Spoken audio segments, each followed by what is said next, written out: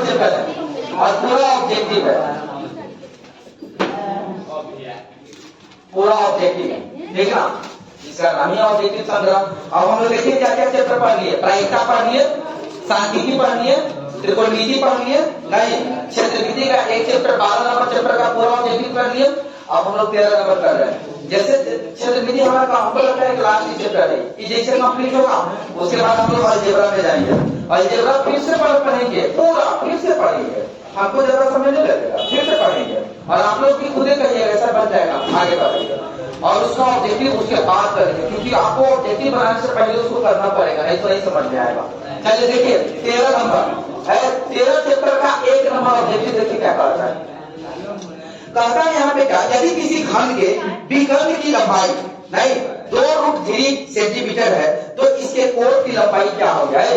कहता है क्या, एगो घन है, फिगर के साथ बनाइएगा, लेकिन घन है, तो घन में कहता है क्या, एगो घन है, घन का सभी भुजा क्या होता है, बराबर होता है, नहीं सभी बराबर होता है। तो घन का विकर्ण दिया है, कहता है घन का विकर्ण दिया है, विकर्ण दिया है, कितना दिया है 2√3 दिया है। तो अब इसमें कहता है क्या, इसमें कहता है तो इसके कोण की लंबाई क्या होगी, मतलब एक भुजा की लंबाई क्या होगी। तो घन का विकर्ण बराबर क्या हो रही है हमको बता दीजिए, √3 गुना एल हमारा क्या हो गया, भुजा हो गया, एल हमारा क्या हो गया, भुजा हो गया। तो 2√3 हो गया, हमको तो भुजा चाहिए, एगो कोण चाहिए है भाई, हमारा एगो एज जो है ना, एज हमारा कोण है। यदि कोई कहे कि इसमें घन में कोणों की संख्या कितनी होती है, अल्लाह कहता है कि फलक की संख्या कितनी होती है, तब फलक का संख्या क्या होता है समझ लो। ये घन है, घन का सभी भुजा बराबर होगा, ठीक है ना। इसका आयतन ही वॉल्यूम होता है भुजा क्यू, लेकिन वर्ग इसी का हिस्सा, जैसे हम एगो फलक हम काट करके अलग कर दे तो ये हमारा बन जाता है वर्ग। तो वर्ग का हमारा क्षेत्रफल क्या हो जाता है, भुजा स्क्वायर, क्योंकि इसकी सभी भुजाएं बराबर होती है। उसी तरह से घन का सारा भुजा बराबर होता है, लेकिन वो क्यूब के शेप में होता है, इसीलिए हम इसका क्षेत्रफल सॉरी आयतन क्या कर देते हैं, भुजा भी कर देते हैं, ठीक है ना। लेकिन अब कहता है क्या, इसमें कुल फलक क्या हो गया, देखो एगो, दोगो, तीनगो, एगो नीचा वाला 4, ये 5, एगो सामने वाला 6, नहीं टोटल फलक क्या हो गया 6 हो गया। लेकिन अब हम कहते हैं कि भुजा क्या हो गया, तो 4, 4 8 और 4 12, नहीं भुजा की संख्या कितना हो जाएगा 12। कभी कभी ऑब्जेक्टिव में डायरेक्ट दे देता है, नहीं डायरेक्ट ये घन से रिलेटेड ये सब चीज है ऑब्जेक्टिव में, ठीक है ना भाई, नहीं करो। तो अब कहता है भाई भुजा बराबर क्या होगा, भुजा बराबर क्या होगा, तो 2√3 बटा √3 कट जाएगा, कितना हो जाएगा 2, ऐसा है ना। तो ये हमारा क्या हो गया, ये हमारा इसका कोण दे दिया ना, जानबूझ के दे दिया कि आप डिस्टर्ब रहे, कोण क्या है, तो कोण हमारा भुजा है, याद रखिएगा, ठीक है ना। चलिए 2 नंबर क्वेश्चन, हाँ 12 को भुजा, भुजा कौन कौन भाई, भुजा है 1 2 3 4, तो 4 को नीचे का 4 को ऊपर 8 को हो गया, 4 को खामा जे खा रहा है 12 गुना हो गया। चलिए आगे नेक्स्ट 2 नंबर क्वेश्चन देखिए।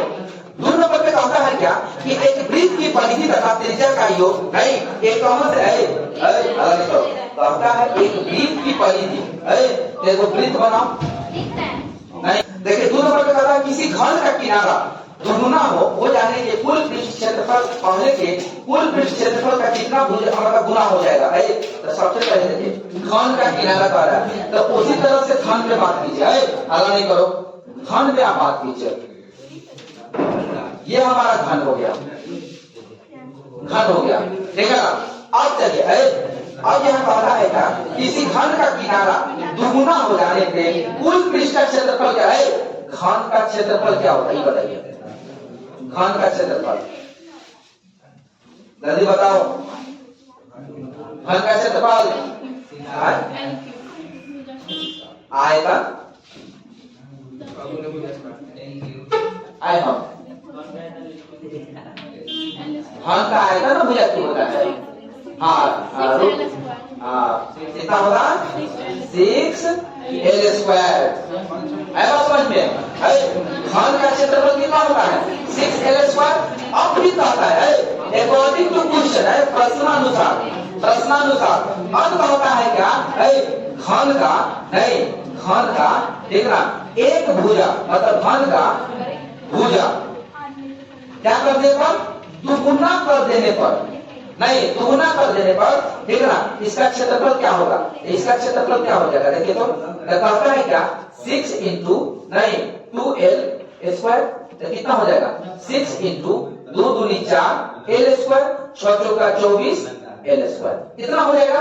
और इसमें दोनों का निकल गया देखो, पहला घन का क्षेत्रफल और उसमें जब परिवर्तन होने के बाद का क्षेत्रफल आ गया।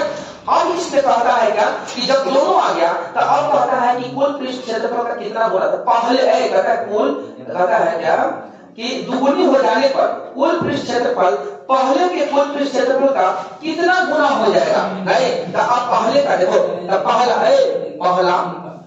पहला क्षेत्रफल बराबर दूसरा क्षेत्रफल, नहीं तो पहला का क्षेत्रफल हमको कितना आया था 6l², नहीं दूसरा का कितना है 24l², नहीं तो अब हमारा क्या है 6 चौका 24 और l कट जाएगा, कितना आ जाएगा 4 गुना हो जाएगा, कितना हो जाएगा 4 गुना हो जाएगा। तो अब कहता है कि पहला जो हमारा घन था जिसका क्षेत्रफल था और उसी घन में जैसे भुजा को दुगुना कर दे रहे हैं, ताकि सारा भुजा हमारा बराबर है, नहीं तब भुजा को जैसे दुगुना कर दे रहे हैं तो उसका क्षेत्रफल भी हमारा बदल जाएगा। ये कहां 6l² है, अब हमारा 24l² आ गया। तो अब ये 6l², 24l² का कितना गुना, ऐसे भी आप कर सकते हैं, जो दोबारा आया है ना आप लिख लीजिए 24l² मतलब 6l², l से कर दिया 6 चौका 24, 4 गुना आएगा।